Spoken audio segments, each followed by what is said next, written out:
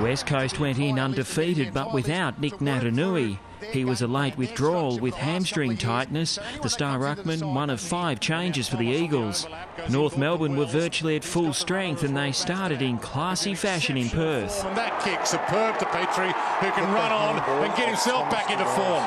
Josh Hill converted for the quick reply. The home side's pressure telling early against the Roos. Delaney had it stolen. Lysette slick. Marston just as good. Brent Harvey made a half chance count, scooting clear and threading through. Kickable by Harvey standards here from the pocket. Amazing. Good call. They're just too cool. West Coast's big men were making an impact. Quinton Lynch was able to mark in the goal square and convert. North were under the pump. Sam Wright needed a breather after a Kerr collision. But the Roos were damaging on the break and Jamie McMillan finished the job. Bouncing ball, it bounces kindly. He takes on Gaff from the pocket.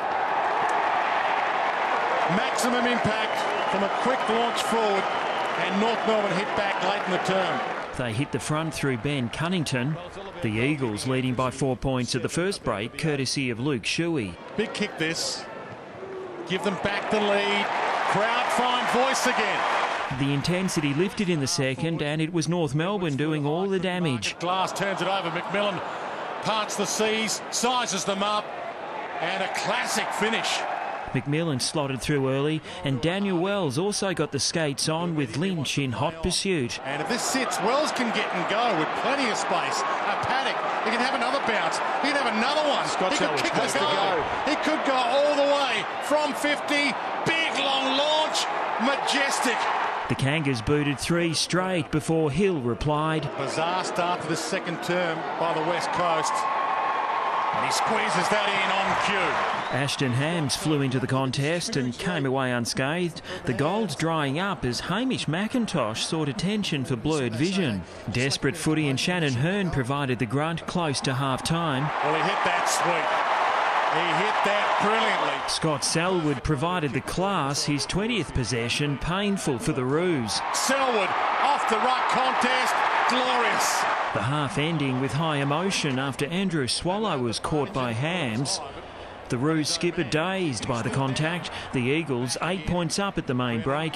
After an even start to the third, Jack Darling broke loose. They've opened them up. Hill's in the pocket, goes up, can't mark. Back of the pack, Darling has barely seen it. 16 points, biggest lead of the game. The Eagles looked to be taking control, but once again, North Melbourne lifted. Over the top, Cunnington, open goal, should run in, and they're back big time, North Melbourne. 3 in a row had the home fans worried. From 60, big long launch, they lead by 4. Missed it. And North Melbourne steal the lead back and lead by 2. And Adam Selwood was in strife. A broken finger put him out of the game. The fans' concern would be short-lived as the Eagles surged back. Hearn, the danger man, takes them on, sizes them up from 50 to get the lead back. 3 straight had them in the box seat again. Strikes it nicely, strikes it perfectly. A seesawing contest swung again. Cunnington kept the Roos within striking distance. Important kick this. Opens up the angle, just like at practice. At the final break, they were 13 points down and the game was getting away from them when Ham struck. Going for the banana. He bends it, and bends it well. Dazzling.